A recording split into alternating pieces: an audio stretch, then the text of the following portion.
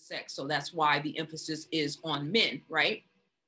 Now, here's the catch-22, because now our men are telling us that we have to take on guns in order to combat this coming race war that we're in or we've been in, right?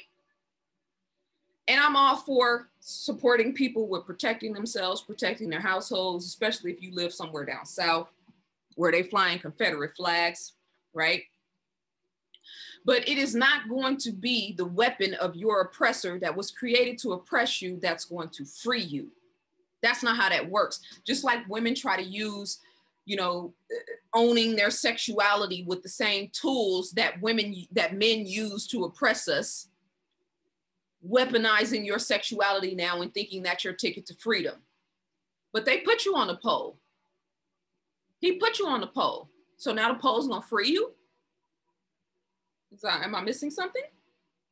And if you're in a Black militia or you're in a group where you are coming together and training in order to be able to combat a war, a physical war, which is the war with the people at the bottom of the pyramid, the two bottom rungs of the pyramid, that's who that war is with.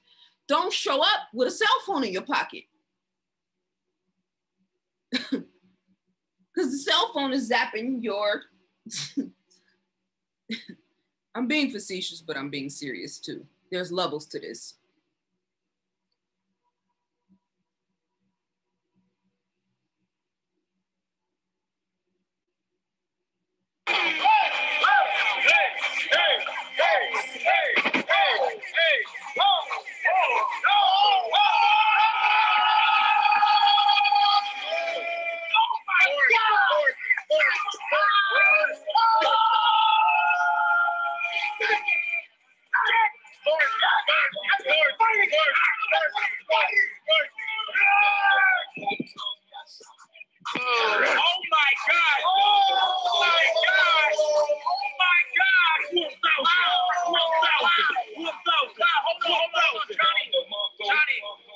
Shit like that. 160,000 people watching this. Now, clearly this dude is an 85%er. 1,000, I'm 1,000% sure, there's no doubt in my mind, this dude's an 85%er, right?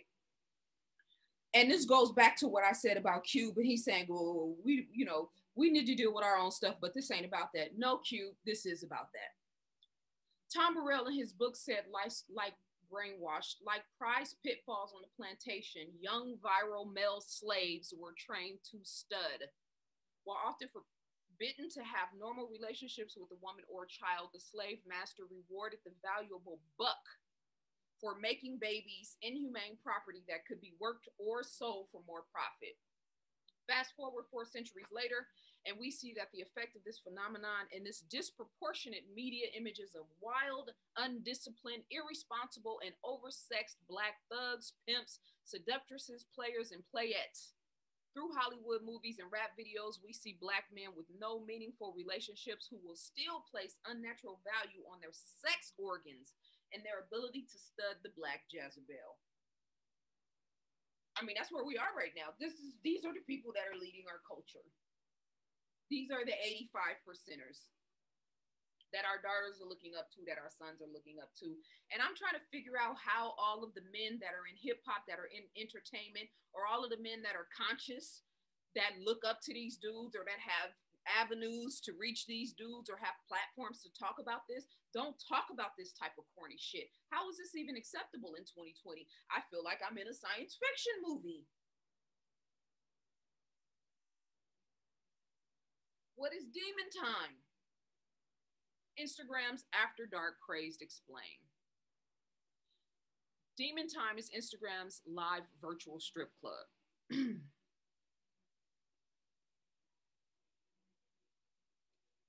Earlier this week, Beyonce dropped a remix of Megan Thee Stallion Savage. In doing so, brought a light to heretofore hidden corner of Instagram that has arisen out of the coronavirus pandemic. It's called Demon Time, so named for the smiling purple devil emoji often associated with it, and refers to the virtual strip clubs popping up across late night Instagram Live. The lyric in question, hips, TikTok when I dance. On that demon time, she might star in OnlyFans. I mean, this was super corny, to be honest, especially at a point when she's like bringing awareness to the culture. Like, how did we, her aside, like demon, like when did we get to a point where we started accepting language that resonated with the devil? Who the demon time?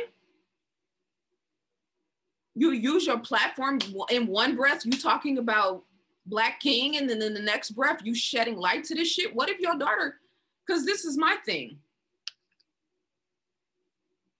Oh, I'll read that in just a second, but this is my thing. There's no, anybody can watch that. Anybody's 14-year-old son, anybody's 12-year-old daughter. There's no parameters in place to keep children from being able to watch that.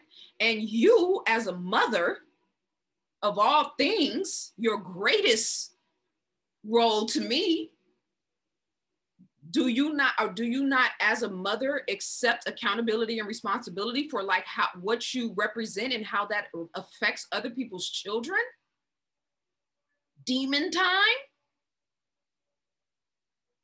While we're in the midst of a global pandemic, when God has literally shut the world down, in order for us to get back in tune with who we really are outside of all of this physical shit, the spiritual self, look at the people that are diverting the attention away from you being able to tap into your higher self and pulling you down into some demonic shit through the medium of social media, which is a level of consciousness on its own. It says, instead of throwing dollars at the camera, although make no mistake, it has been done, Demon Time viewers are encouraged to tip dancers on Cash App, giving out-of-work strippers who as independent contractors have largely been left out of unemployment benefits an opportunity to keep making money in the midst of the ongoing crisis. I don't know about that, but I do know that people that are self-employed or that are contractors absolutely got money from in PUA from the government. I don't know why strippers wouldn't apply for that, but I digress. While dancers are on camera, their payment info is pinned at the top of the comments section, with some women taking home upwards of $4,000 in a single night, all from the comfort of their home. Basically, if you're up past 1 o'clock on a Tuesday staring at your phone in the dark while a woman twerks on Instagram Live to NBA Young Boy Never Broke Again, you're on demon time.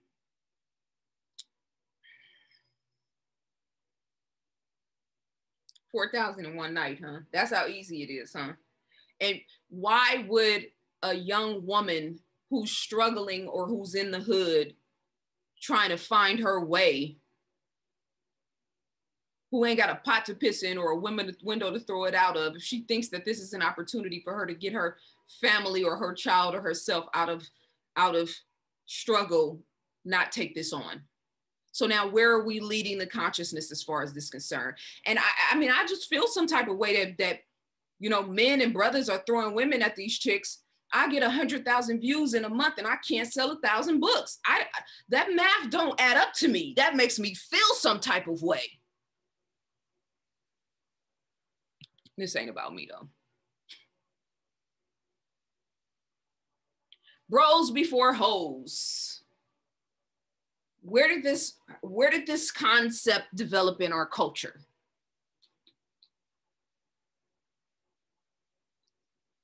Bros before hoes. It's kind of psychologically gay, if you think about it. Not gay, but psychologically gay. You can feel some type of way about it. If I'm wrong, then present your argument. Bros before hoes. When did this become a righteous, acceptable way for real men to move? I need to understand.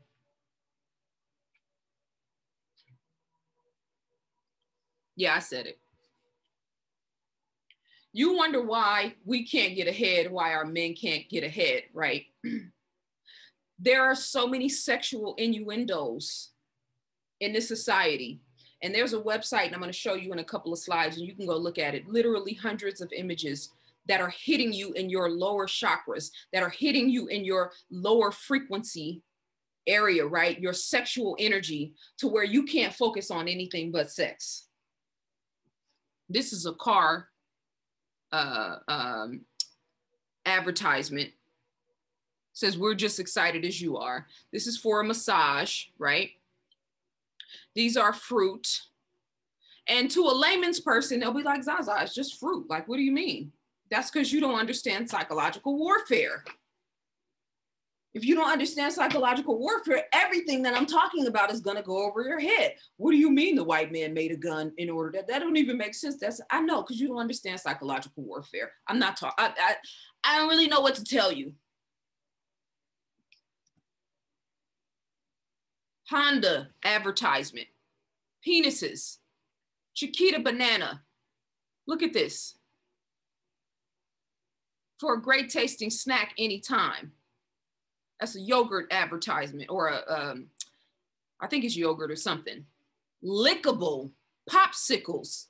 Little girls bent over. This is a sci-fi magazine. It's actually SFX, but you can't tell that by that image. This is all aimed at your subconscious mind. Subliminal messages. Look at the little boy, the placing of the image that he's putting in front of his father. We don't understand psychological warfare. Now, when you look at this and you understand the way that these people move, you can understand how CNN would put a video or an interview with Cardi B interviewing Joe Biden, a head of state, former vice president of the strongest country, most powerful country militarily, don't get it twisted. How she could sit down with the actual heads of state and women will be like, yeah, because you don't know how these people move. You don't know how these people operate. This is psychological war. They're going after your mind and your soul. And you're going to cheer all the way to your grave.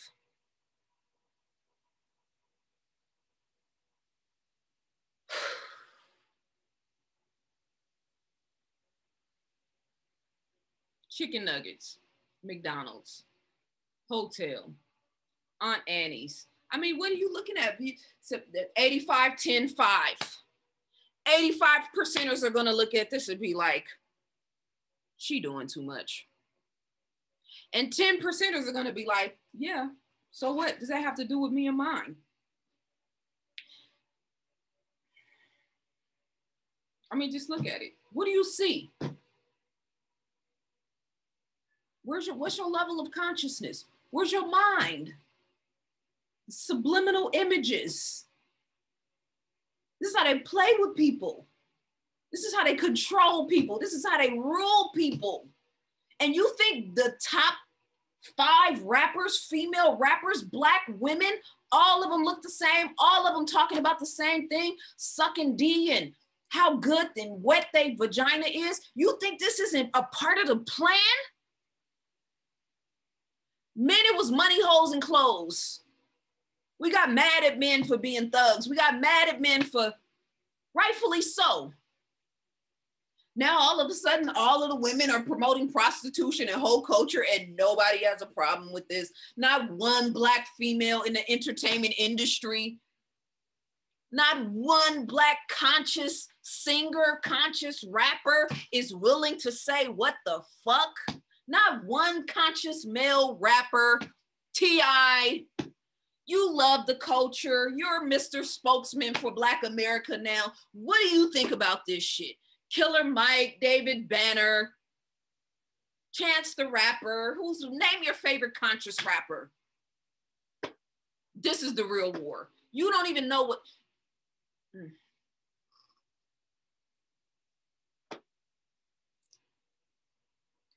The website is subliminalmanipulation.blogspot.com. When you go to that website, there's several tabs and you can go and look at all of this stuff.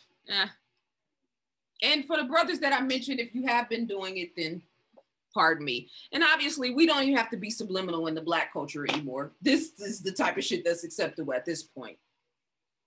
They don't even have to hide it anymore. It's a free for all. Keep men, keep women, keep children focused on sexuality so they won't focus on themselves. So they won't focus on their mind. So they won't focus on their spirituality. So they won't focus on God. Oh, why are you tearing Black women down? Why are you talking about Black women? We need to support Black women. I'll never support this corny shit. I didn't grow up in this era. This shit is corny to me. I have no understanding. Strip clubs used to be strip clubs. You know where to go.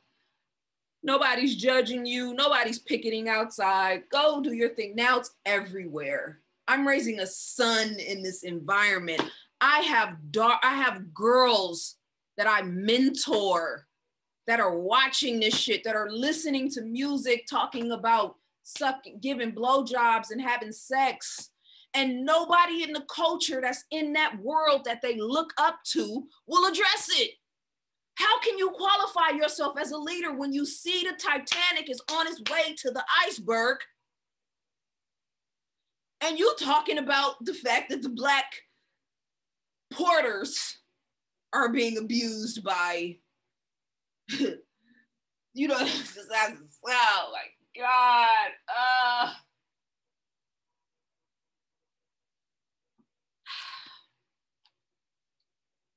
My ass gonna be beet red when this is over.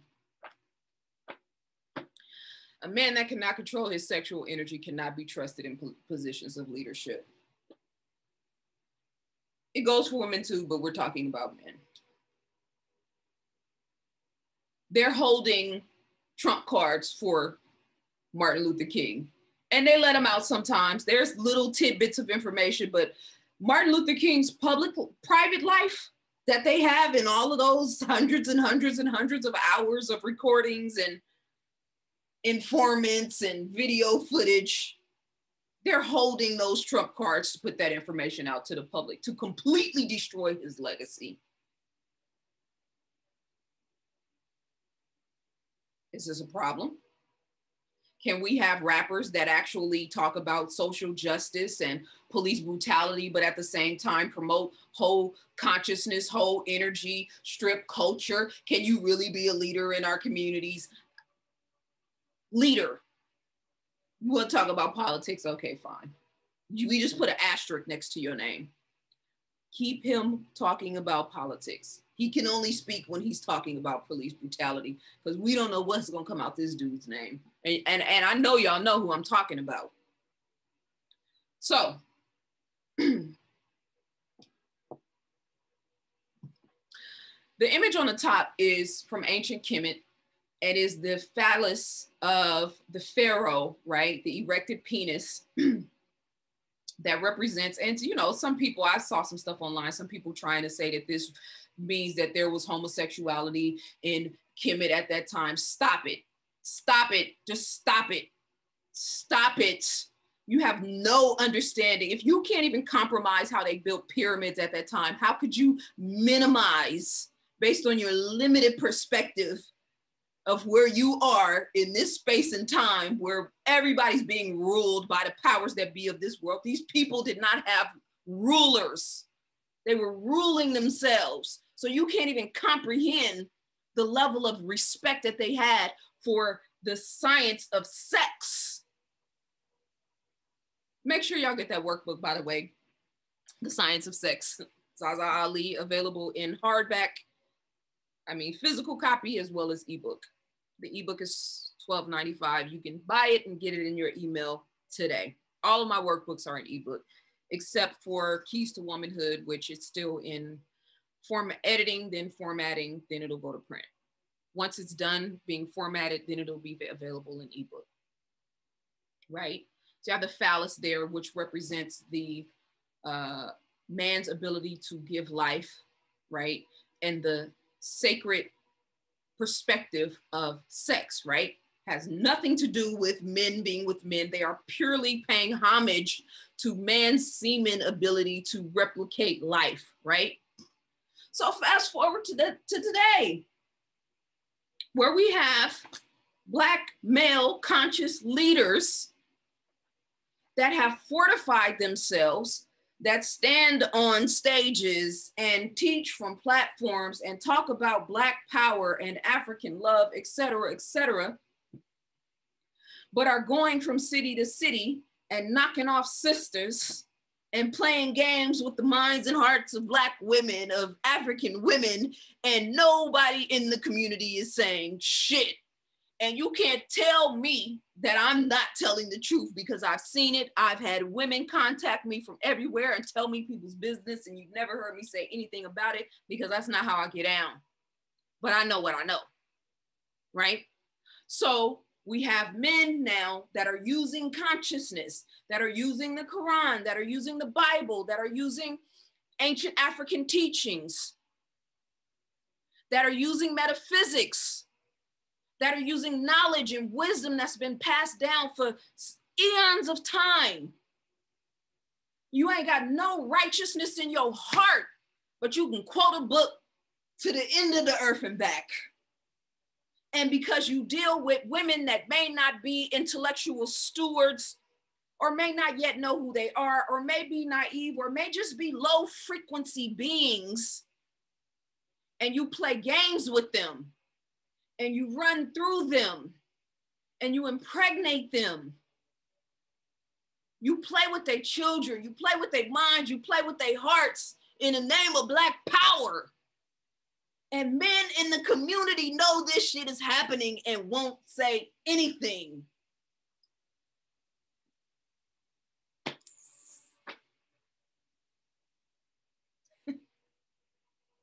Still sharp and steel, right? Let me bring myself up. I need you to see my face, my red face. Still sharp and steel, right? Should I be the one saying this? Black power penises fucking rummaging through the community, running through women like it's nothing and nobody holding them accountable? In the name of, oh man, this is crazy. Should I be the one to say this? Should I don't know.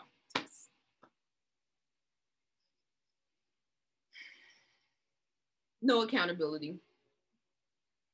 No men holding them accountable. No men calling this shit out. No men checking it. Why would we expect the brothers in the hood to? And I've had my feet to the fire. I've had disagreement with public service employees, you know, peons, peasants, whatever your preferred language is. You think any of my cohorts or my peers, my male peers said anything? Some of them called me.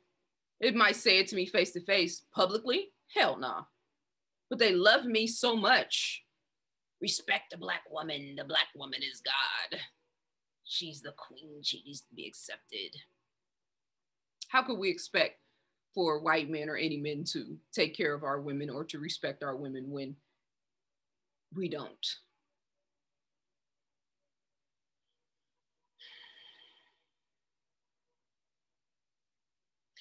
This is a phallus, a Roman phallus. And this is when we started to get in Greco and Roman culture, when society, I'm talking about global society, because obviously they started, you know, they were the pillars of power at this point, started to move us into this very perverted sexualization. So this is a penis that was like a staff. And this just ties back into what Dr. Frances Cress Welsing was saying about penis envy.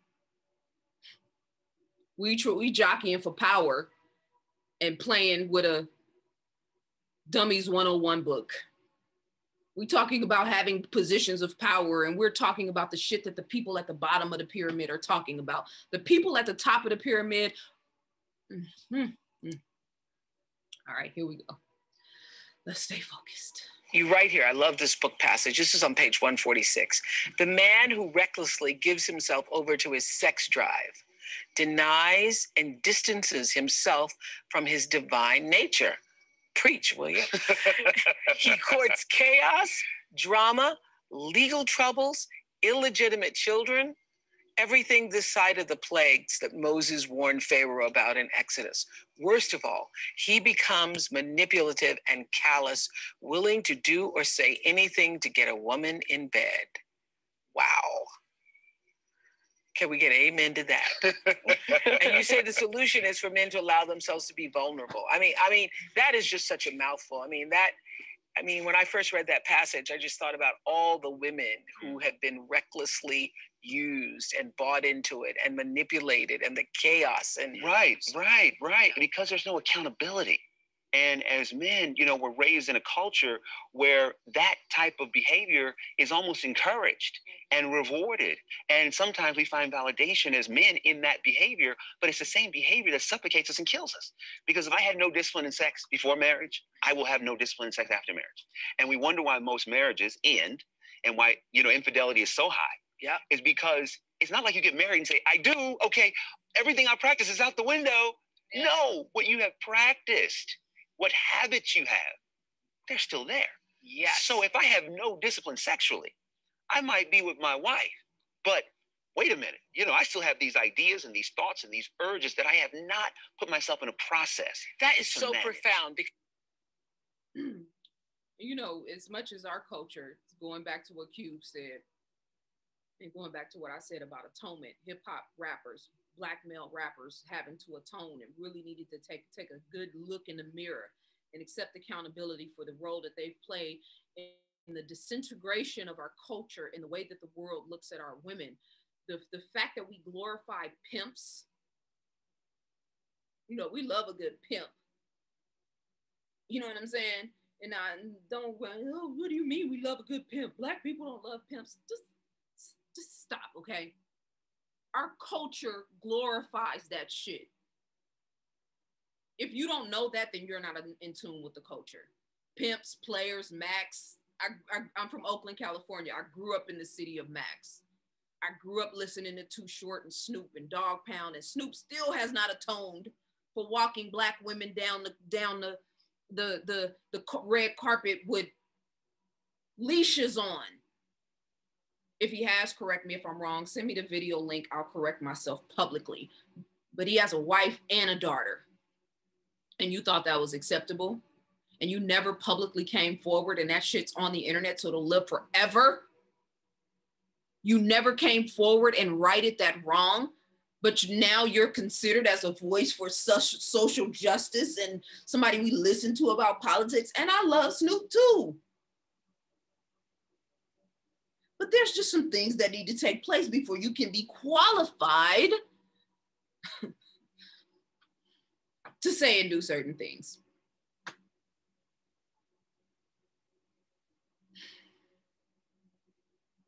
We let way too much corny shit go. We let way too much corny shit go, man. Jesus, take the wheel. David Dita, in his book, The Way of the Superior Man, which I highly recommend that all men read. And I say this tongue in cheek because not tongue in cheek, I say that flat out. I've read the book. I don't believe everything. I recommend it to my male clients all the time. I've had male clients where we read that book together and pieced apart certain aspects, especially men that were dealing with sexual inability to control themselves sexually. I highly recommend this book, and you don't have to agree with everything anybody says. That's the problem with this culture now. It's like somebody says one thing you don't agree with and you're ready to go to war. Like, bruh. He says, in a subtle way, excess ejaculations will diminish your courage to take risks professionally and spiritually. You will settle for doing enough to get by, to be comfortable, but you will find that you would rather watch TV than write your novel, meditate, or make that important phone call. You will have enough motivation to live a decent life, but ejaculations drain you of the cutting through energy that is necessary to pierce your own wall of lethargy and slice through the obstructions that arise in the world. Your gift will remain largely ungiven. You know, we like to brag as a people and as a culture about the pyramids. White men still can't create a pyramid. Yeah, well, we can't either. Can we recreate one? Why were they able to operate on such a high frequency? Because they had discipline. They have self-control. There has to be a balance of indulgence and discipline. This is why the Moors fell because they were too indulgent. They lost the discipline. They lost the focus. They lost the creative edge. There has to be a balance, and I said this in The Science of Sex, of discipline and indulgence. This is how you create wonders of the world that live on forever.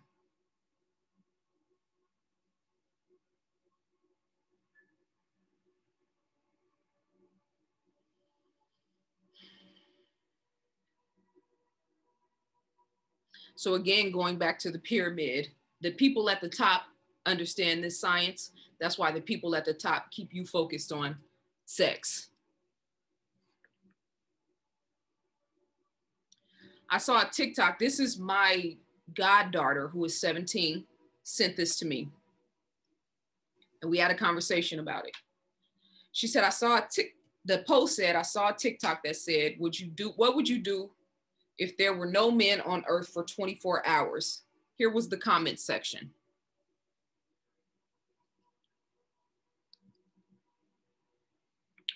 I'd go take a moped and drive around in the city during the night by myself. I'd go for walks at night. I'd dance around town at 3 a.m. without fearing for my life. I'd wear an actual bathing suit and go to the beach. I'd go on a walk alone at night or ride my bike alone. I'd walk alone at night carrying anything and feel confident. And notice the number of likes that these comments got. A massive picnic with my girls at night and sleep under the stars. I don't know, wear whatever I want outside without being scared. I'd be confident on social media. I would blast through both of my AirPods wearing a mini skirt and a tube top and take a walk late at night. Wear whatever I want and feel safe while doing so, right? Now, let me bring myself back up, because I understand that we live in a time where we're not really producing a lot of thinkers, so a lot of people are easily swayed. So it's not difficult to get a lot of people to agree with, you know what I'm saying, with whatever your perspective. It's really not difficult. So I'm taking that into context. I'm also taking into context that the consciousness of women, particularly young women, is being shaped and molded by an agenda that is not necessarily to their benefit. I acknowledge that as well. With that being said, I have averted many a liquor stores, many a gas stations, many a corner stores, because I don't want to deal with walking through whatever that energy is that you got to walk through with a group of men, not feeling safe. I know what that feels like. And I'm a grown woman. And I felt like I was on a phone in Atlanta with my homeboy one day, and I pulled up at the gas station. I was just going in to buy, I don't even remember what it was, something, something basic, like a one-up. And I'm on the phone with him. And I pulled up, I was like, man, I don't even feel like dealing with this shit. He's like, what? I was like, man, I'm at the gas station over on so-and-so. He was like, that's really sad that, like, as a woman, you can't just get out and go in the store without having to be harassed. So for the men who automatically you know what I'm saying? Like, just dismiss this conversation, you're part of the problem, because this is a part of women's reality. This is a part of our daughters' reality. I need you to start acknowledging that this is a part of the culture. This is a part of what we have to deal with. This is a part of the dysfunction. The shit that Cube is talking about, fuck all that, that's not important. Yeah, bruh, that's very important. For me to be able to move in my community, in my neighborhood, around my men and feel protected. Your reputation needs to be reestablished. Men as a culture. Black men, one segment, then all men. You have a reputation to reestablish. You have little girls, and it's not just little white girls online or feminist girls online. No, I have conversations with real life 15, 16, 17, 18, 19-year-old young women that are afraid of men. Not because of social media, that might have some aspect to it, but because of the shit that they see every day. Now, my question to you is, Whose role? Whose responsibility is that? Steel sharpens steel. Should I be the one saying this? With all the Black male influencers, should I be the one saying this? And I'm not saying there aren't any saying it. I'm just saying I don't hear them. I'm saying those 15, 16, 17, 18, 19-year-olds, they don't hear you. They don't see you.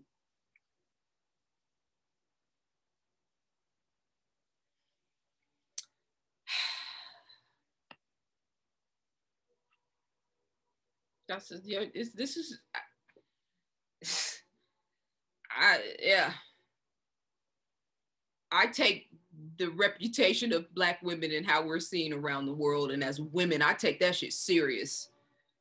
You know what I'm saying? But I moved to a different tune. So maybe that's just me. Cops released photos that were tagged partners in crime from Breonna Taylor's boyfriend phone that showed them both holding a gun believed to be one of the ones he used, fired at police as messages also suggest that he was selling drugs. Now, this post is not specifically about Breonna Taylor or her boyfriend.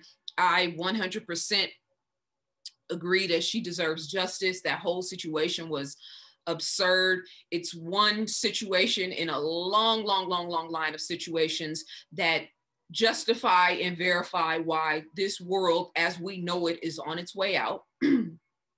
But here's my thing. I've been talking about this. I've been saying this consistently for at least the last 3 years.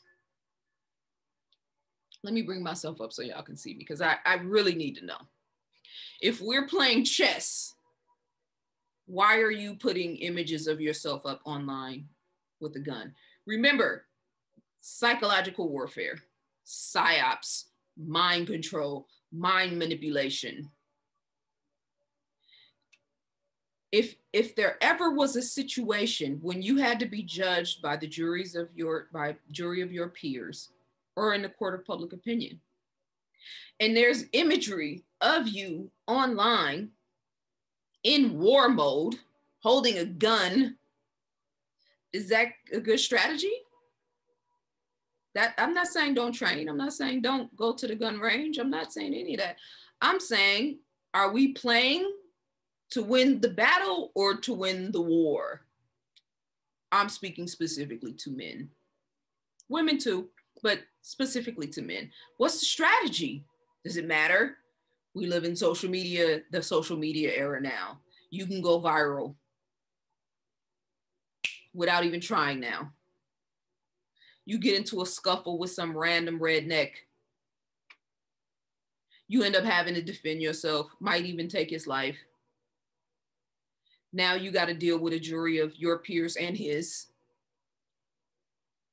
They put up an image in the courtroom of you online holding a gun, talking shit. And I mean, if you in alignment with your higher self, and if you are in a space of righteous consciousness and you know who you are, and you know what I'm saying, and you stand strong on your square, that's one thing. Most of us are not. You can get yourself through anything, out of anything. You can think yourself out of anything. You can get yourself out of any situation. Most of us are not. It's a lot of 85%ers online holding guns, telling other 85%ers to hold guns. They're not in alignment with their higher selves, which means they won't have the protection of the ancestors and the universe if some shit goes down.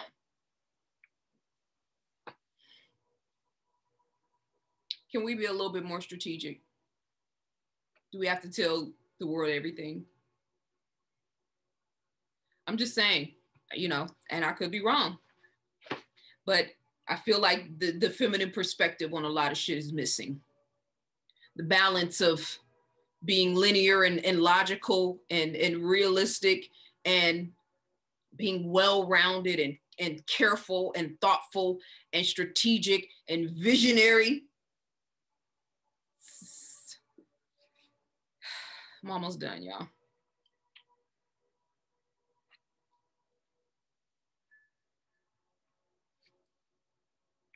Let me take a little sip of water. Check my time.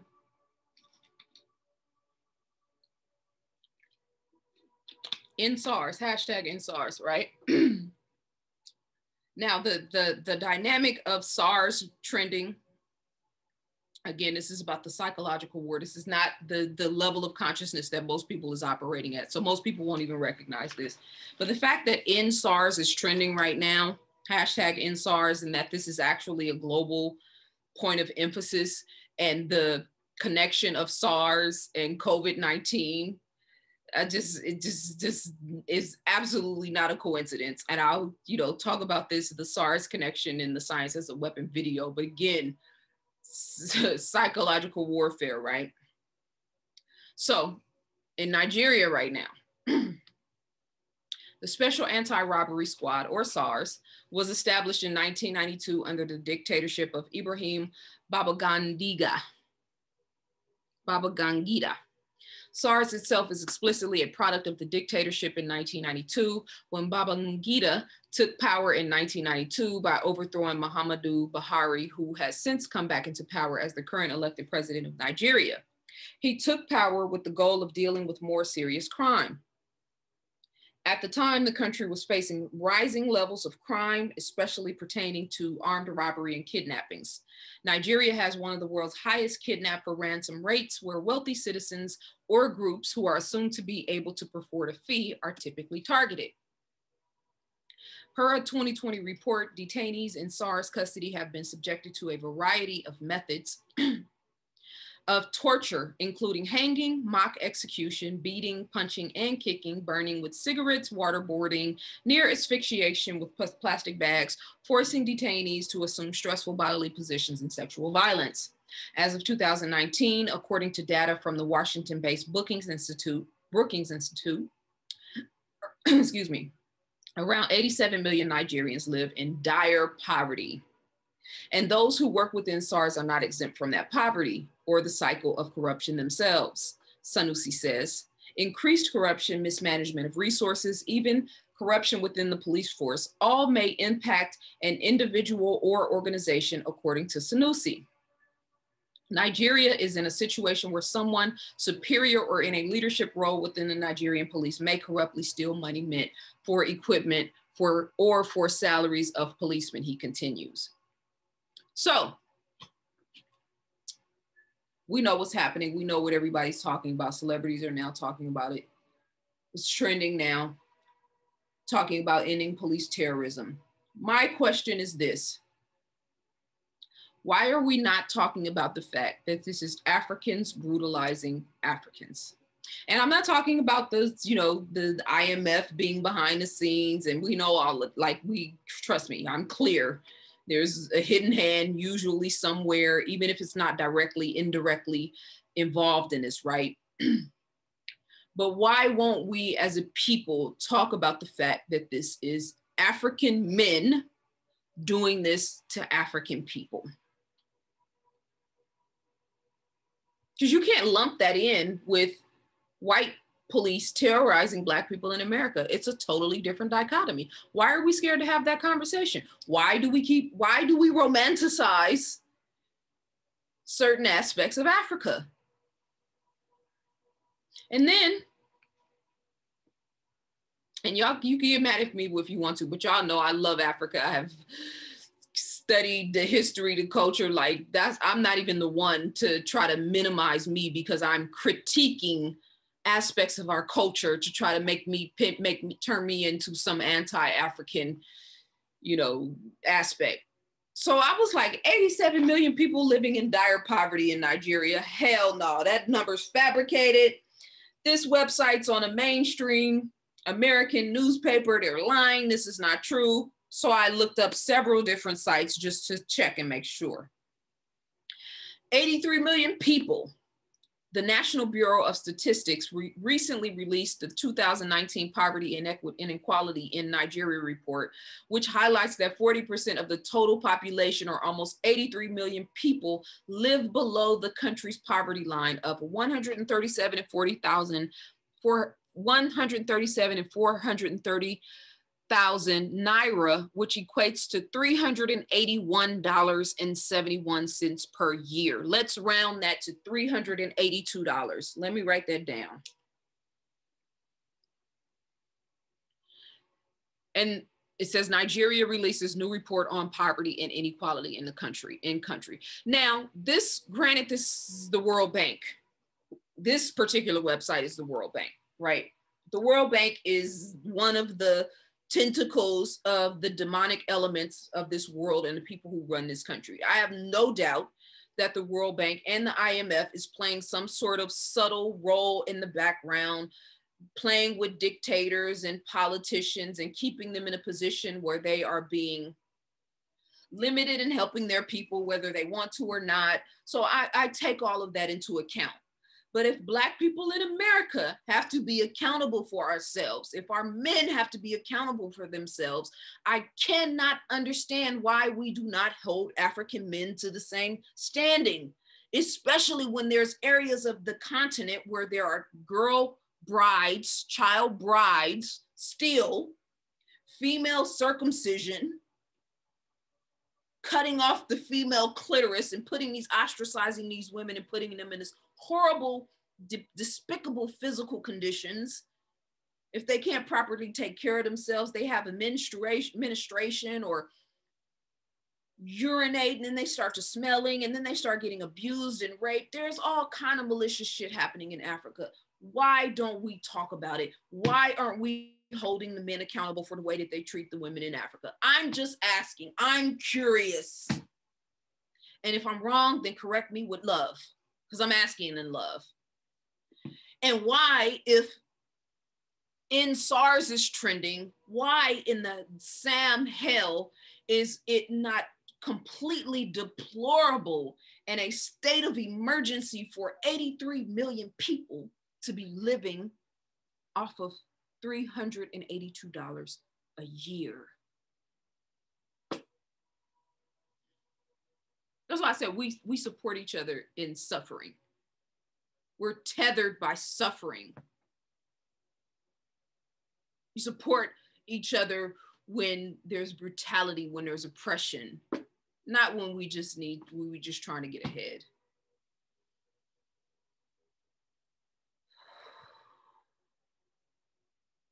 Sun is starting to set, so it's getting less hot in here, so I'm less red. But I'm gonna keep it pushing. I'm almost done, you guys, so just bear with me. And of course, we know Boko Haram in Nigeria, they kidnapped 276 girls. They say there's still 112 girls missing. Now, I know that there was some political shit happening underneath the surface, and I did a lecture and I talked about this at the time. But okay, so if it was all a lie, then is the condition of women in Nigeria and the condition of girls in Nigeria, are they safe? Are they living comfortable environments? In comfortable environments, are they well taken care of? And why as a culture do we think that it's acceptable to keep applauding an African woman wearing a 100-pound weight basket on her damn head, walking by herself with a tribe of children with no man there to help? Have you ever seen an African man wear a 100-pound headpiece? I want to know. If there's an image, send it to me. It's always the women. It's always the women. You think Africa's not under divine judgment right now? The mother of civilization? You have the highest level of accountability, the highest level of responsibility. And in one country, there's 83 million people living off of $382 a year, and we won't even talk about it, the diaspora?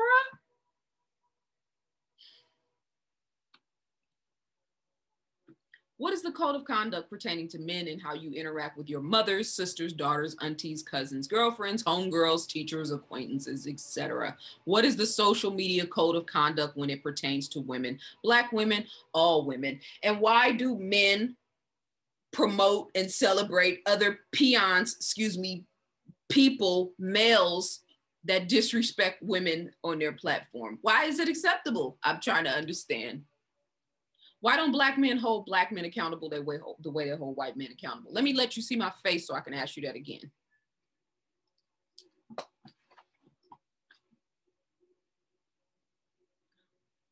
Why don't Black men hold other Black men accountable the way they hold white men accountable for the way they treat Black women?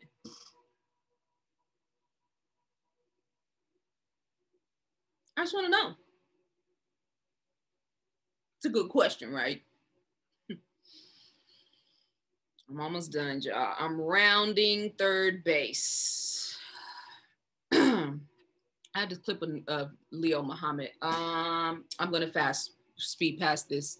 Yeah, I'm gonna speed past this, but I love brother Leo Muhammad out of London. God's laws supersede man's laws, but God's laws have requirements. Fear is anti-God. And I say that there's two folds to that, right? Because everything is God. Everything that we know is an expression in a physical sense of the creator, right? But I'm going to show you a slide in a second. When we assess love versus fear, the frequency of love is where you find God. The frequency of love is where you find love, where you find higher aspects of interaction between people, between human beings, between mother and child, between woman and man, between auntie and uncle and niece and nephew, right? Love. But our culture is being ruled by fear. There's a water shortage coming. There's a food shortage coming. The white people are coming. Arm yourself. You won't make it if you're not growing food. That shit's not inspiring. Especially when you're talking to somebody that is barely making ends meet. You're not gonna make it if you don't do this. You're not gonna make it if you don't do that. You better get this right. You better get, all being expressed through fear-based consciousness. And I'm talking specifically to our male leaders. Stop promoting fear-based consciousness to make yourself look good, because you got all the goddamn answers, because you know it all. But clearly you don't, because you are not in alignment with the way that God operates, out of love, out of abundance. There's no shortage of anything for anyone.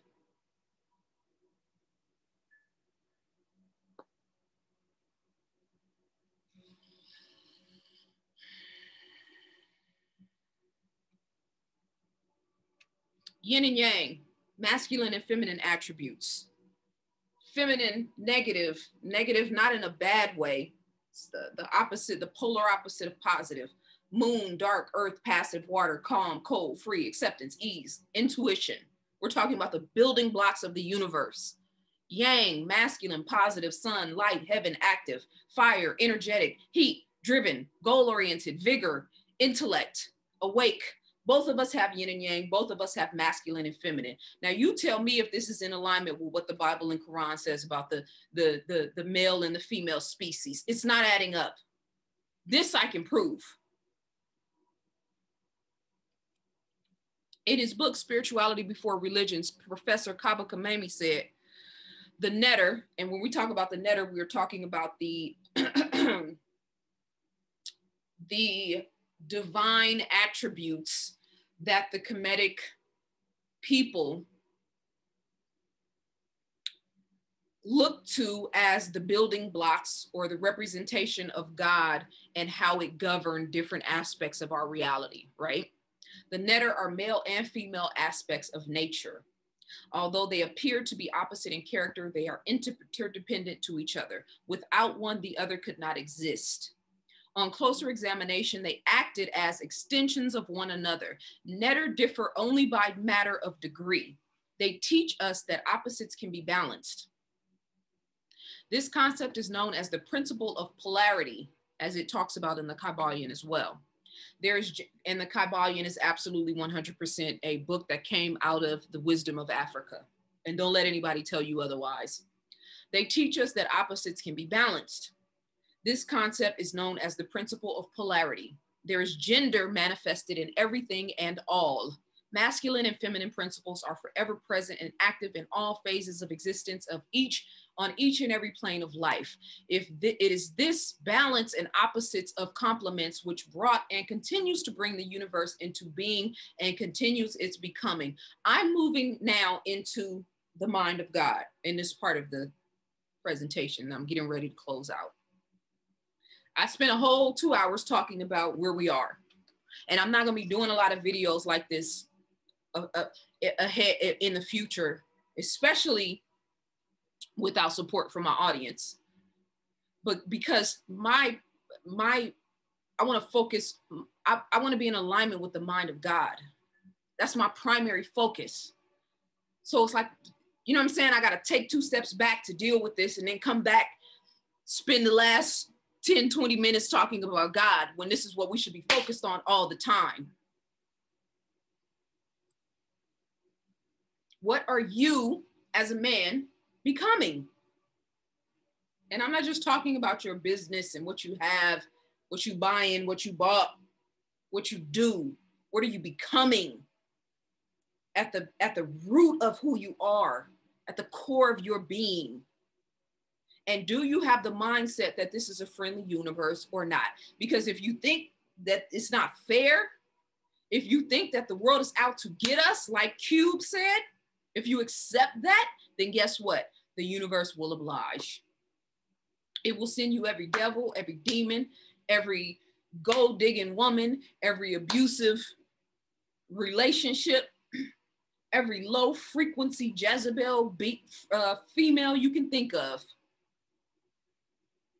Every police officer that hates Black men, every boss that fires you when you do the smallest thing, every homeboy that will sabotage you, every negative experience that you could possibly think of. If you think the world is not fair, or the universe or this environment, America, is not friendly, guess what? The universe is going to move hell and earth to make sure that that's the reality.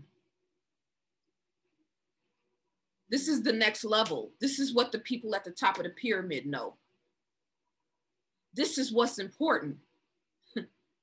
These are energy centers within the body that govern the physical being and connects the physical being with the spiritual being. And I'm going to tie this in just a second. And I actually break all of this down in Keys to Womanhood. And my next workbook is Keys to Manhood. So I'm going to put that in there as well. But I break this down in Keys to Womanhood for our daughters and for our women, so we can understand when the crown chakra is balanced versus imbalanced, when the third eye chakra is balanced versus imbalanced, throat chakra, heart chakra, solar plex, etc. Learning how to understand if your body is really in alignment and operating the way that it's supposed to be based on the shit that's happening in your life.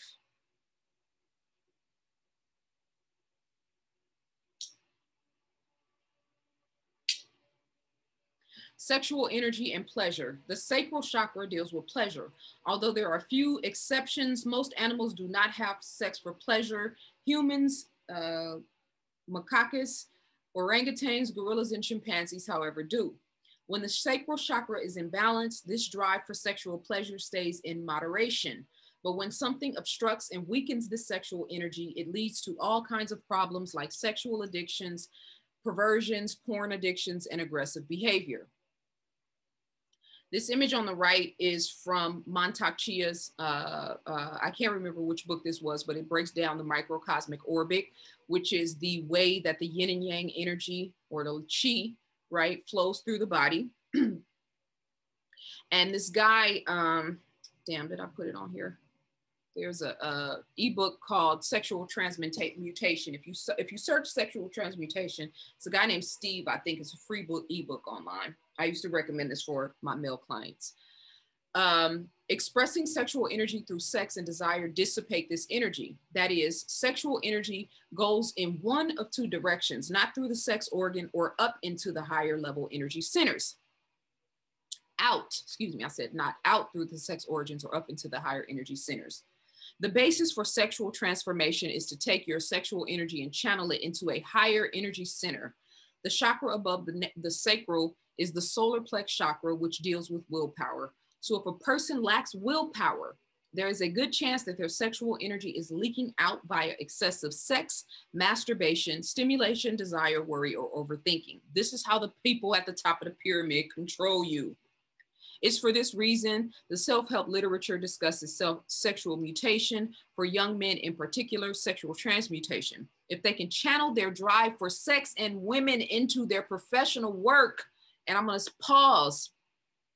into their professional work, into their spiritual goals, into meditation, into being in tune with nature, into being a better father, into being a better family man, into focusing on being of service in the community, into being physically disciplined, whatever your thing is. Transmutation means removing that energy and focus from one place and putting it into another.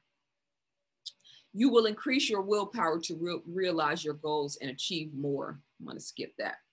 And this is not, I know I talked a lot about sex, and because I'm going back to that pyramid, I understand that a lot of our men are being ruled by sex. But let's be clear, there are 4 aspects of you. You have a mental self, a spiritual self, emotional self, and a physical self. I'm talking to men. I break this down in Change Your Mind from Lack to Abundance. So your mental self is about education, being a seeker of knowledge, communication master or servant, your willpower and discipline, harnessing the power of thought and intuition. Your spiritual self is about your soul, consciousness, and awareness, your chi and life energy focus, the science of breath, being connected to nature, religious or spiritual practice, and seeking higher states of consciousness. Emotional self is about intimate relationships. Those relationships are mirrors for your higher and lower self, self-love, self-worth, mind and heart cohesion, compassion, heart chakra, and prioritizing how you feel. Your physical self is about your intimate relationships, your sexual patterns and having a deeper connection sexually, your self-love and self-worth, your body being your temple, men, your body being sacred and being your temple. Your physical reality in the physical realm, and the financial or materialist or material world. He told me this is where I got it fucked up at, and what set me back a little bit. Like the reason why I hadn't put an album out in 3 years is because I was burnt out up here, and I wasn't taking care of myself. So that's something that I think that people need to know. Man, taking care of yourself for me is one of the things to take care of yourself for me is to take time for yourself. I was doing it for everybody else, like doing it for my family, doing it for putting everybody on, like being in the studio all the time, right? But there's a balance to it. Like there are times where I would be in the studio all day and not be productive as I should have been. But just because I'm in the studio, I feel like I'm doing the right thing. But really, that may not been the right thing. You know, I realize now that there are times where I was in the studio for an hour and got more done in an hour and a half than I did in 14 hours. And realize that you got to listen to yourself, you know, and that's something I wasn't doing. And it got to a point where I burnt myself out mentally. So I'm in the studio not coming up with shit. I'm feeling depressed. I'm feeling the most anxiety I'd ever felt in my life. You know, I'm feeling like I'm hopeless. You know, I'm feeling all these things that, you know, my mind was getting the best of me. And I had to stop everything I was doing because I was going to self-destruct. You know what I mean? And I had to talk it through. I had to go to therapy. I had to start taking care of my body more. I had to eat better. I had to work out. I had to spiritually take time to strengthen that foundation, you know, through meditating, through working with people who are really spiritually grounded, you know, and have a strong connection with God and Jesus and all these things. So it was like, that took time, you know. It took a long time for me it took about a year for me to get on a rhythm and on a consistent schedule. And I still feel a lot of these ways, but I just know how to deal with it a lot better now, you know? That's the thing. Because we are very rarely in control of the things that happen to us. We are in control of how we respond to it. I disagree. He said we are, and I didn't even play this video to disagree with T.I., but I just have to say this. He said we're rarely in control of the things that happen to us. That is not true. We, based on what is this, the law of the Kabbalion, cause and effect, the law of cause and effect. It's in the Kabbalion, where it talks about everything that happens in your life is connected to something else. So depending on how you govern yourself, how you treat yourself, how you see yourself, and how you move in the world, we're constantly attracting and repelling things from us. So on a spiritual level, we are definitely in control of what happens to us. It doesn't mean that things don't happen that surprise us or that take us off guard, but it means that if we go back and trace back where we've been, what we've been through, how we thought, how we see the world, then we can see what led us up to, you know what I mean, where we end up being. So, and I get what he's saying, and you know, what Sean said was basically we can control how we react, right? And that's righteous. And you know what I'm saying? But I just want to, like, we got to get out of this space where we're not in control of the things that happen to us. Yes, we are. Some things happen. Sometimes things happen that are unfortunate, that are traumatic, that are dangerous, or that are, you know, take us off our square, so to speak. But all things work for the greater good. You know what I mean? But the thing that I wanted to emphasize with this video, and I have so much love for Big Sean. I just think he's so dope. He's such a intelligent and wise beyond his years young brother. This reality that we've been living in, where men run themselves into the ground, has to stop. This idea of hard work. The only thing you're supposed to do is work and make money. Like, we got to transition out of that. And Big Sean is speaking from his feminine self, talking about spirituality, talking about taking care of himself. And look at the benefit. He said he used to work 14 hours, and then he started realizing that he would be more productive in 1 hour than he would be in 14 hours, right? So that's the idea of, man, I had to put 14 hours in, you know, hard work, got to do what I got to do, versus being of sound mind and body and putting in 1 hour and getting the same, if not a better result. This is the paradigm shift in the place that we're moving into when you're in alignment with your higher and lower self, yin and yang, or your masculine and feminine self. There's not going to be, you don't have to work as hard. You don't have to do as much. It will come to you, but you have to be in a clear minded place. Where am I at? All right, I was gonna get into the science of the body and the electromagnetic field, but I'll save that for World War III. This is one of my favorite books right here, The Mysticism of Sound and Music, the Sufi teaching of Hazrat Inayat Khan, who was a brother. He said, the inward and essential part of each and every being is composed of fine vibrations, and the external part is formed of gross ones. The finer part we name as spirit, and the grosser part matter, the former being less subject to change and destruction, and the latter more so. All that lives is spirit, and all that dies is matter. Vibrations turn to atoms, and atoms generate what we call life. Thus, it happens that their grouping by the power of nature's affinity forms a living entity. And as the breath manifests through the form, through this form, the so-called body, as the breath manifests through the form, so the body becomes conscious. In one individual, there are many fine and small beings hidden in his blood, in his brains, in his skin, and in all planes of his existence. This is spiritual awareness. This is the unseen. This is tapping into the greater aspect of who you are, opposed to being confined to the way that the physical world sees you as a physical being. In a time of great suffering and great fear, it is extremely important for us to tap back into these sciences and these teachings in order for us to overcome where we're at and to not only survive, but to thrive. Fear and love can be measured. They have different wavelengths, and this is actually something I talk about in the science of self. I break this down in the science of self. Fear is a low frequency, it's a low slung wavelength. It activates very few DNA antennas, which connect to the cosmos. Love is a high frequency, it's short, it has a short, fast wavelength. It activates more DNA antennas, which connects us all to that, to all that is. So if you don't love anything, life's gonna be difficult for you. You know what I'm saying? And self-love is the greatest love there is. So you don't need anyone else. But as human beings, we are here to have human experiences and to bounce that love and to magnify that love off of one another. Otherwise, you know what I mean? What's the point of having 8 billion people here, right? But we've got to put ourselves out. And I get so, frustrated when I hear a lot of our men talk about emotions in a negative way.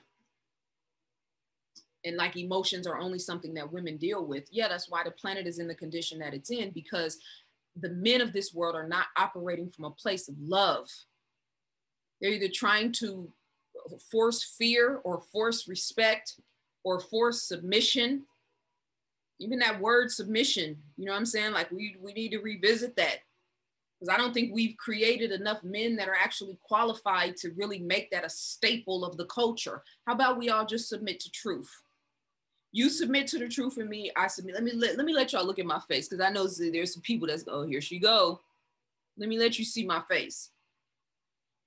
I'll open the curtains up so you can see me. It's getting dark in here, and this lamp is hot. How about we just submit to truth? So when you're doing right and you're living righteously and you're in a operating from your higher self, there's no problem with me being in submission. And when you fall off your square and do some shit that's out of your character, we revert back to truth. And I'm not getting in alignment with that, because I'm not letting you mislead me away from my higher self, and vice versa. You got to get out of this concept about one gender being authority over the other.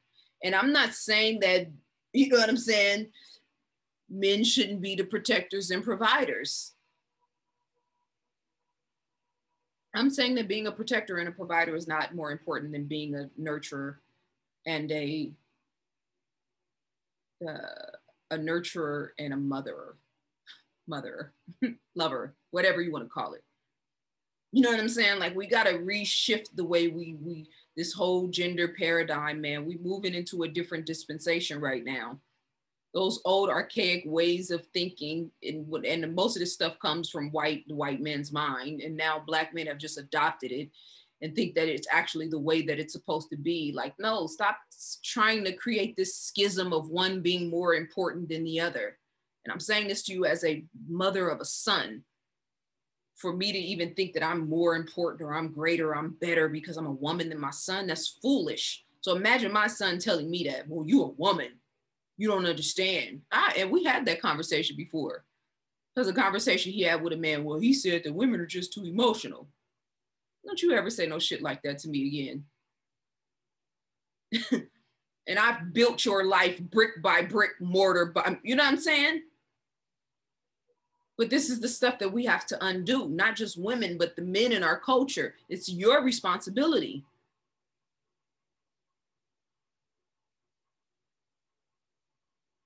This notion of men running yourself into the ground, or only being responsible, or only being focused on finances and security, is not going to work anymore. And we want you to focus on those things, and we need you to focus on those things, but we also need you to be just as focused on your mental, spiritual, and emotional well-being. Those things are just as important, not once I get money then, not once I have this then, like right now. I think I have two more slides.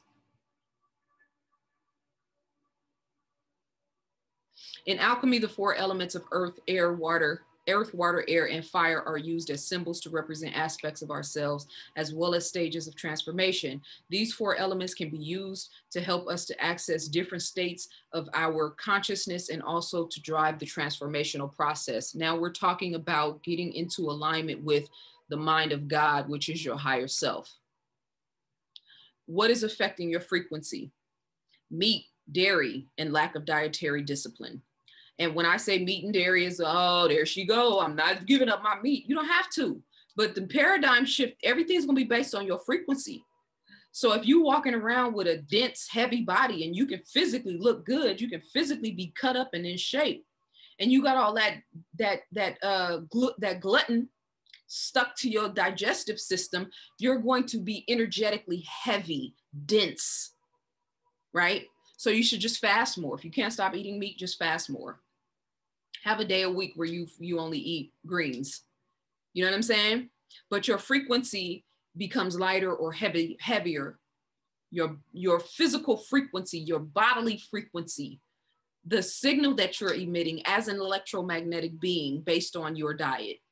Lack of sexual control, no spiritual connection to nature or the cosmos, low vibrational thoughts and feelings, fear, lack of willpower, lack of understanding of emotions and the mind and heart connection, and interaction with low vibrational women, environments, and patterns. Now you ask yourself, if you look at this list as a man, how do you grade yourself? There's 1, 2, 3, 4, 5, 6, 7, 8 things on here. How do you grade yourself? As far as your diet, as far as your sexual control, as far as your spiritual prowess, as far as your thoughts and feelings. Are you living in a fear-based consciousness? Your understanding of your emotions and the power of your mind-heart connection, your lack of willpower and the type of women and interactions and patterns that you interact with. You grade yourself.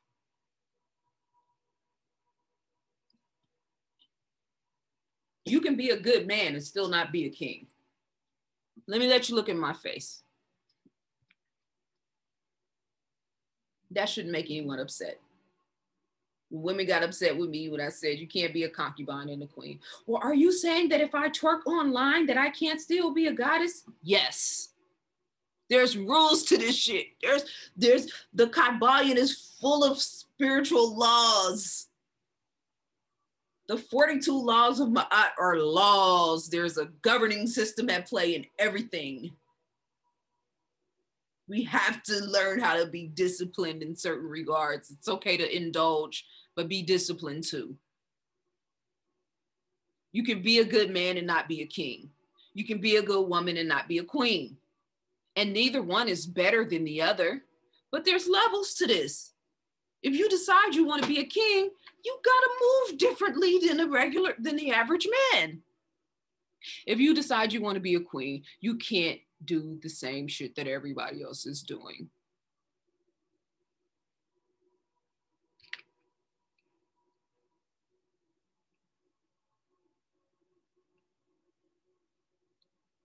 So let me see. I got this and 1, 2, 3 more slides and then I'm done, but this is the last video. Neville Goddard is one of my favorite spiritual teachers. And I notice a lot of people use his teaching, but they won't give him credit, which I think is corny because, you know, you guys see me, I always give you the resources. I always give you the sources. You be careful when you watch people and they talk to you for 2 hours and won't give you any of the resources so you can go back and look for the information yourself. That's operating purely from a space of ego, and that's not cool, right? Because we're supposed to be teaching people to be leaders, not to be followers, right? But Neville Goddard, he's got an ebook that I listen to. It's an audiobook of all of his books on Audible. I listen to it faithfully. He's basically coined, he's like his philosophy was about the power of imagination. But Neville studied under this man named Abdullah, who apparently taught some other very prominent spiritual scientists that we know of today. Neville Goddard is now one of the most popular spiritual scientists. If you look him up on YouTube, he's got millions and millions and millions of views, right? But his whole theology or ideology is based around the power of the imagination, and that it's not about hard work. It's not about who you know or what you do. It's about your frequency and the power of your imagination and being able to visualize what you want and hold clear that thought strong enough to manifest it into your reality, right? But Neville was taught by an Ethiopian Jew, Black man, who was an Orthodox Christian from Ethiopia. So I'm gonna play this clip real quick because this is gonna close my point out about moving into this frequency-based consciousness. For that which I have cleansed, I have cleansed. So he said, you have quibbles, Neville. With any of your quibbles, it poison you. But he would sit down and polish off this enormous meal, wash it down with ale, precede it with 3 shots of rye. And here was a man truly of the spirit. But if I judge from appearances, I would say, well, he can't be a holy man, for which today I'm most grateful that he wasn't, because he taught me real Christianity. And he was born in North Africa of Jewish parents and raised in a strict Orthodox Jewish home. But he knew more Christianity than anyone I've ever met, because he spoke the Hebrew tongue perfectly. He spoke other tongues, and rabbis would come to study with him. And he and I would discuss day in and day out for over 5 years, teaching me all that he could teach me that I could absorb concerning the Kabbalah. the great mystery of how this thing is put together in these simple little letters of Hebrew. I know that before the Civil Rights Bill, in New York City, no Negro could go to the box office and buy a seat in the orchestra. To get a seat in the balcony, you think Abdullah would ever let me go and buy the seats? No. Abdullah would go right straight down to the box office, and he was a Negro, I tell you. And you go right down and say, I want two in the center. I don't want too far back, not beyond the 6th row, right in the center. Yes, sir. Buy the 2 seats. For any show. The first opera I saw, Abdullah took me to it. It was Parsifal. 5 hours, and I'd never seen one before. It seemed it would never come to an end. Of all the operas to be introduced to opera through Parsifal. Good Friday it was too. You go on Good Friday in New York when you go to Parsifal. And you sit there, you think, my Lord, is it ever going to come to an end? And he is drinking it in. Every little note he understands, every little point. And he's so in love with it. And I'm sitting, because I'm next to Ab, just waiting, hoping. But nothing happens. It goes on and on and on. And then 5 hours later, and then that's it. Why is this important? Any other questions, please?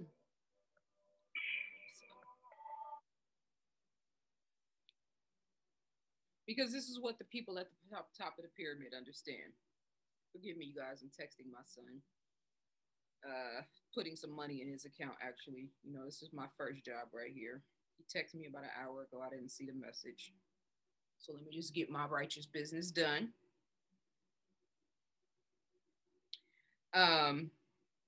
Why is this important? And there's no reason for Neville Goddard to lie about this, right? He's talking about in the 1930s, that this black man, Abdullah, went down himself, purchased videos to sit on the floor amongst all white people and had no problems, no qualms with anybody, never had any issues to go and see an opera. This was a black man in the 1930s during the Depression. He was moving based on a frequency. And I know because I drove across this country. I have not had one negative interaction. I don't wear masks outside at all. I haven't had not a one negative interaction. I've been around police officers. I've been in Arizona in Trump country. I've been in the Bay, and there's some people out here that are super, you know, scared or cautious, I should say, because California was one of the first places that got locked down. I've been in so many different environments. I have not had one negative interaction. I have not had one issue with my car. I have not had one problem in this trip, and it's because of frequency. And Neville Goddard taught us that his teacher, Abdullah, was moving on a higher frequency as a black man, teaching about the power of imagination in the 1930s in racist white America, when most people here were struggling and suffering, and he was going to the box office and buying a ticket to sit amongst white people on the floor of an opera without having any issues. Frequency. Your frequency, your mindset, your consciousness, your energy, your life expectations, your expectations of other people. Do you see this universe as a friendly universe, or is the world out to get you? Is the white man your enemy? If you say he is, you give him power. How you think, how you move, how you feel, what you expect, how you talk, how you behave, your patterns, that conversation in your head. How many of your thoughts are positive versus negative? Do you think from an abundant perspective, or you think from a lack-based consciousness? That is what governs your world. That is what is your God, your consciousness. Consciousness is what is running and ruling this planet and this government. And Abdullah knew it, and he came from the motherland, and he taught Neville Goddard, and Neville Goddard has had an untold number of disciples and students that have proved it, and I am one of them. The people at the top of this pyramid know this science. We don't. We didn't. We know it now. Because feelings and emotions are energies that emit powerful magnetic fields. The stronger the elevated feelings, the stronger the harder the magnetic field. In fact, the heart produces the strongest magnetic field in the body, 5,000 times greater in strength than the field produced by the brain. Your heart is the real power center. Being the heart and the mind being in alignment is the truest sense of being self-ruled and self-mastery. The heart communicates with the brain and body in 4 ways: the neurological communication, which is the nervous system, the biochemical communication, which is the hormones, the biophysical communication, which is the pulse wave, the images that I showed you before of love versus fear, and the energetic communication, which is the electromagnetic fields. Balancing these 2 things out and operating when these 2 things are in cohesion is the key to self-mastery and the key to being able to move in an environment of wickedness or sickness. When the Bible talks about that mark being on the door, people think that actually was talking about a physical mark. It's talking about your frequency. You can literally be in the midst of complete madness and not be touched and not be harmed at all. Men, this is a specific message to men, but this message is for all of us. That's the goal. That has to be the goal. That's the only way to survive what's coming, what's already here. And I'm not talking about physical death. I'm talking about mental death, spiritual death, emotional death, being bankrupt in your soul.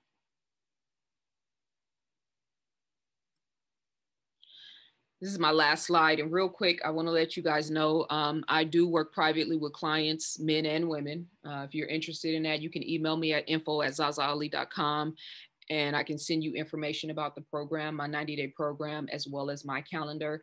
I have a group coaching session that I do once a month, and it's a monthly program. If you want information about that, you can email me at info@zazaali.com. My website is zazaali.com. And like I said, the workbook Keys to Womanhood is now available for pre-order. And I am so grateful and thankful to all of you guys that listen and watch and reciprocate.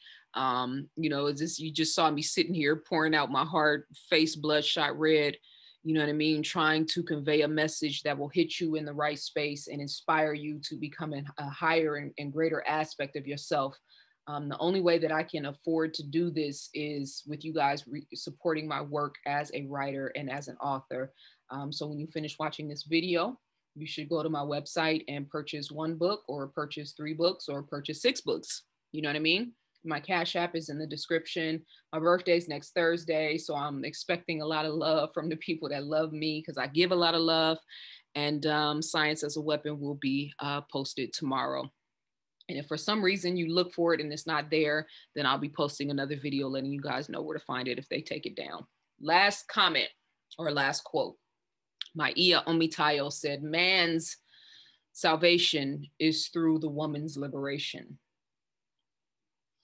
Our men and all men will never really be able to experience true freedom without liberating the minds and the hearts of women.